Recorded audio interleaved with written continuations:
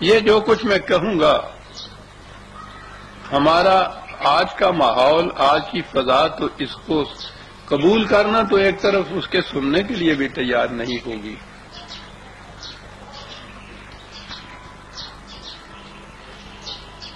آپ احباب کی اطلاعات کے لیے بھی تو ہے جو میں عرض کروں گا، لیکن در حقیقت میرے سامنے آنے والا مورخ ہے۔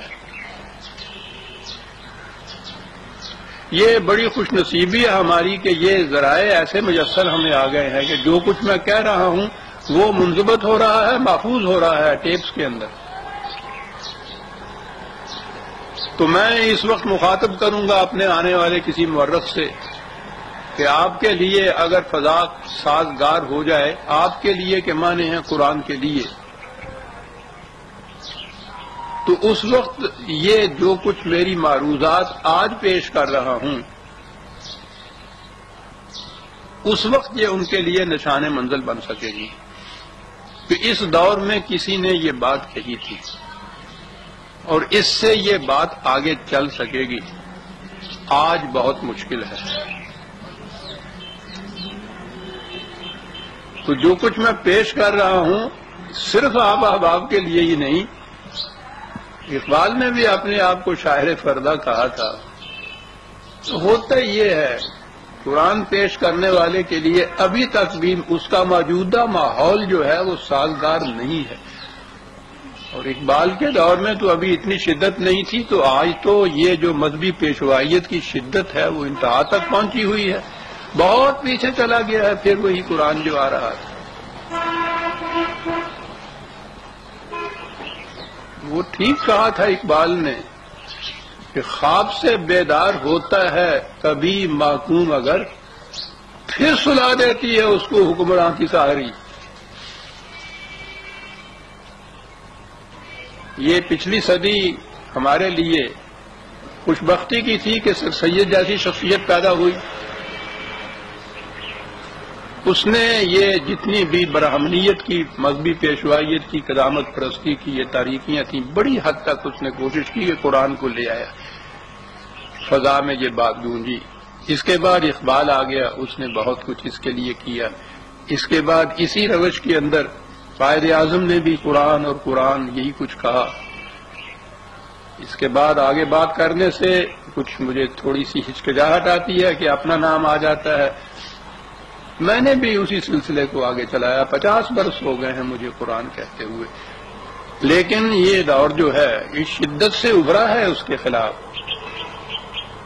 کہ آج تو یہاں تو بات کرنے کو ترستی ہے زبان میری، لیکن میں نے عرض کیا ہے کہ غنیمت ہے کہ یہ چیزیں محفوظ ہو رہی ہیں۔ تو میں کہہ یہ رہا تھا کہ پھر ہوا کیا عباسیوں کے دور میں، یہ اجمی سازش جو تھی، ایرانی سازش جو تھی، انہوں نے عربوں کے ہاتھوں جو ان کو شکست ہوئی تھی اس شکست کا بدلہ لینا تھا۔ عربوں سے ہی نہیں، انہیں معلوم تھا کہ یہ قرآن کی وجہ سے ایسا ہوا ہے، تو یہ سارا انتقام قرآن سے لینا تھا۔ اس کے لیے کیا کیا جائے؟ قرآن اپنے الفاظ میں رہے، نہ قرآن کا مفہوم قرآنی رہے، نہ نبی اکرم صلی اللہ علیہ وسلم کی سیرت قرآنی رہے۔ مورخ کے لیے یہ لمحے بڑے غور طلب ہیں کہ اس سے پیشتر آپ کے ہاں احادیث کا کوئی مجموعہ تھا ہی نہیں۔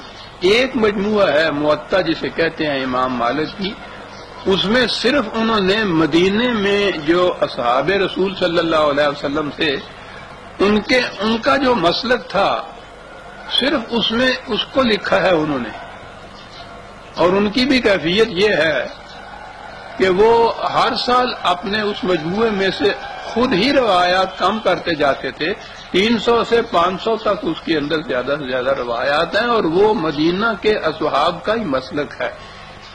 یہ جو ہمارے ہاں پھر بعد میں مجموعے ہوئے کہ 6-6 لاکھ ایک راوی کو حدیثیں ملی، اور ان کا سارا مجموعہ گنا جائے تو وہ قریب 10 لاکھ کے قریب بنتا ہے۔ اس میں سے انہوں نے منتخب کر کر کے ایک مجموعہ مرتب کیا، ان میں بھی ہزاروں کی تعداد کے اندر آئے۔ وہ ان میں سے 6 تو ایسی ہیں جن کو صحابہ ستہ صحیح ترین قبول کیا گیا، پھر ان میں سے 2 ایسی ہیں صحیحین جن کو کہا گیا بخاری اور مسلم۔ یہ عجیب چیز ہے کہ یہ 6 کے 6 جو تھے یہ ایرانی تھے، یعنی کوئی عرب محدث ایسا نہیں ہے کہ جس نے یہ جو جمع کی ہوئی روایات اور یہ احادیث کے مجموعے مرتب کیے ہوں، کوئی ایک نہیں ہے ان میں سے۔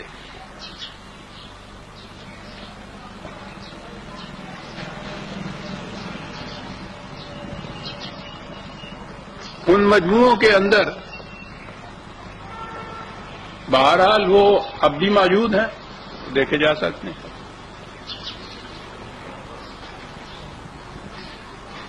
ان میں تو مرتب کی نبی اکرم صلی اللہ علیہ وسلم کی سیرت۔ یہ جو تعجب آپ کو ہوا نا کہ قرآن نے تو کہا تھا کہ قم اللیل الا قلیلا، کیونکہ ان لک فی النہار سبحا طویلا، دن بھر اتنا بڑا بھرپور پروگرام ہوتا ہے تمہارے سامنے رسول کہ تمہیں فرصت ہی نہیں مل سکتی۔ تو اس لیے ٹھیک ہے رات کو پھر سوچنا ہوتا ہے، آج کا جو کچھ کیا ہے اس پہ نظر ثانی کرنا، کل کے لیے پروگرام مرتب کرنا، صحابہ کی تربیت کرنا، ان کو اس کے لیے تیار کرنا، کوئی اتنا عظیم پروگرام۔ یہ ہم سے نہ پوچھیے عزیزان من، یہ جو غیر مسلم مورخ مستشرق ہیں ان سے پوچھیے کہ جب وہ کہتے ہیں کہ پتہ نہیں کہ کیا قوت تھی ان کے پاس کہ چند سالوں کے عرصے میں ایران اور روما جیسی سلطنتوں کے تختے الٹ دیے، مملکتیں نہیں الٹ دیں، ان کی تہذیبوں کو، ان کی تمدنوں کی جڑیں نکال دی۔ ایک فرد عرب کی سرزمین سے ان کہتے ہیں، ان کی سمجھ میں بات نہیں آتی کہ یہ کیا ہوا، اتنا عظیم انقلاب تاریخ انسانیت اس کی مثال نہیں پیش کر سکتی۔ عرب اور عجم یا ایران اور روم ہی نہیں، انسانیت کی تاریخ پوری اتنا عظیم انقلاب اتنے تھوڑے عرصے میں اتنے کم ذرائع کے ساتھ، مثال ہی نہیں کہیں ملتی اس کی صاحب۔ وہ دانتوں میں انگلی دبا کے بیٹھ جاتے ہیں۔ ذرا پڑھیے ان کے ہاں جو انہوں نے جس طرح سے لکھا ہے اس کے لیے۔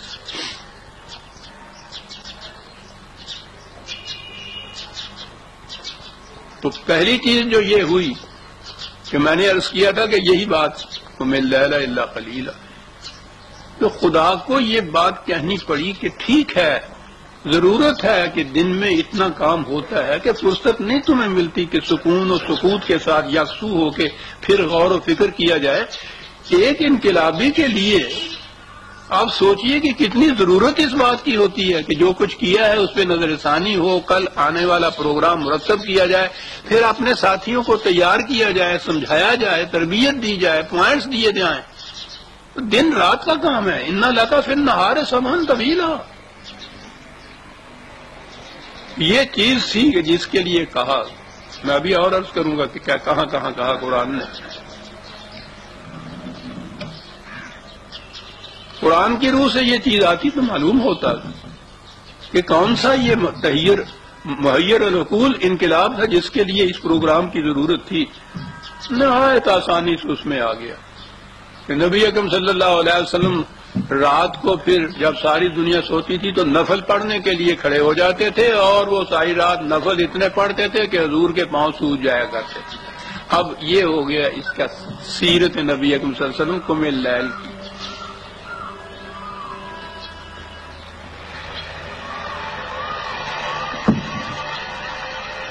قرآن کریم میں جہاں جہاں بھی حضور کی سیرت کے متعلق کوئی چیزیں آئی ہیں فوراً ہی اس کے ساتھ ایک روایت آ گئی ہے،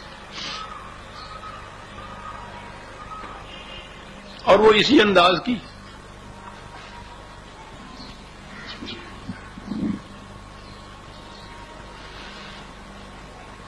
سیرت میں یہ آیا ملوکیت کی تائید میں، سرمایہ داری کی تائید میں، برہمنیت کی تائید میں، سارا انبار اس کے اندر اکٹھا کر دیا۔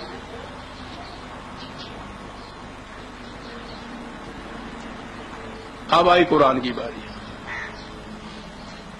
یہ جب ایک طرف مرتب ہو گیا، ایک ساتھ پھر ایران سے آئے، تبرستان سے آئے، تبری ان کا نام ہے۔ یہ بخاری ہے، بخارا ہے، مسلم نیشاپور کے ہیں، یہ تبرستان کے تھے۔ انہوں نے قرآن کی تفسیر مرتب، پہلی تفسیر قرآن کی انہی احادیث اور روایات کی روح سے۔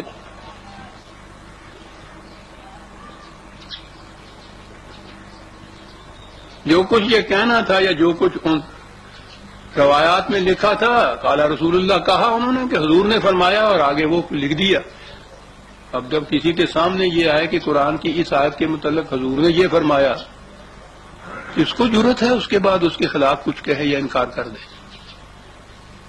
سب کر دی، پورے قرآن کی تفسیر اس طرح سے لکھ دی، وہ تفسیر آ گئی۔ اب یہ چیز تھی کہ بھائی تاریخ سے ہی کچھ معلوم کرو کہ وہ دور کس قسم کا تھا۔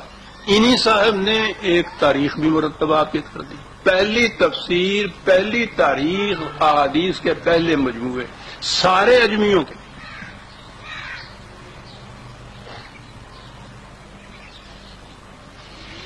تو ان کی روح سے کیا آپ کے سامنے پھر اس انقلاب کا نقشہ آئے گا جو محمد الرسول اللہ والذین معہ کے ہاتھوں میں آیا تھا، برپا ہوا تھا؟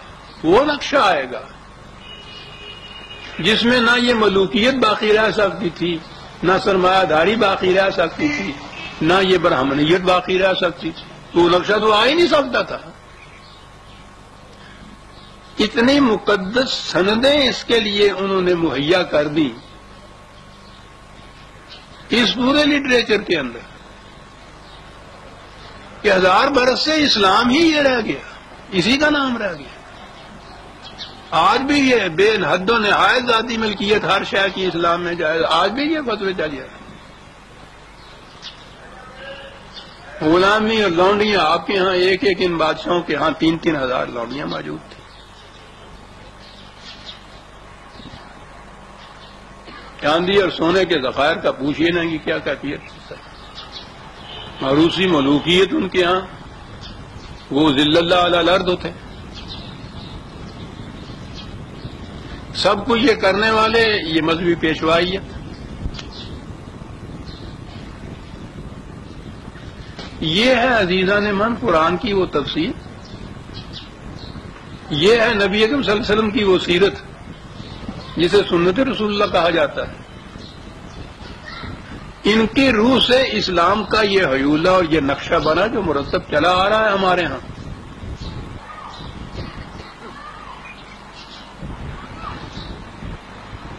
ملوکیت اس کے خلاف لب کشائی کر دینے تھی۔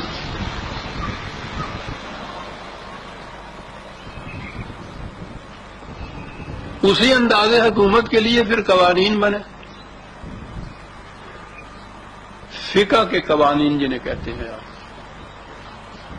انہی پہ مبنی ہیں وہ سارے۔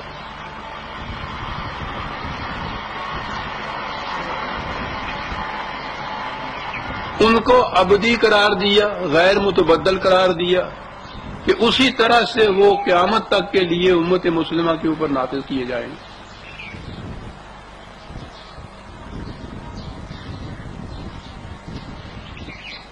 میں یہ اتنا عرض کر دوں کہ مجھے یہ جتنے بھی یہ حضرات ہیں، بہرحال ہمارے ہاں تو جو بھی گزرے ہوئے ہیں ان کا نام بھی تعظیم سے لینا چاہیے، تو یہ تو بہرحال ہیں ہی بزرگوں کے ساتھ میں مشہور، اس لیے کسی کی تنقیر اور تحقیر مقصود نہیں، واقعات تاریخ کے ہیں وہ ہے۔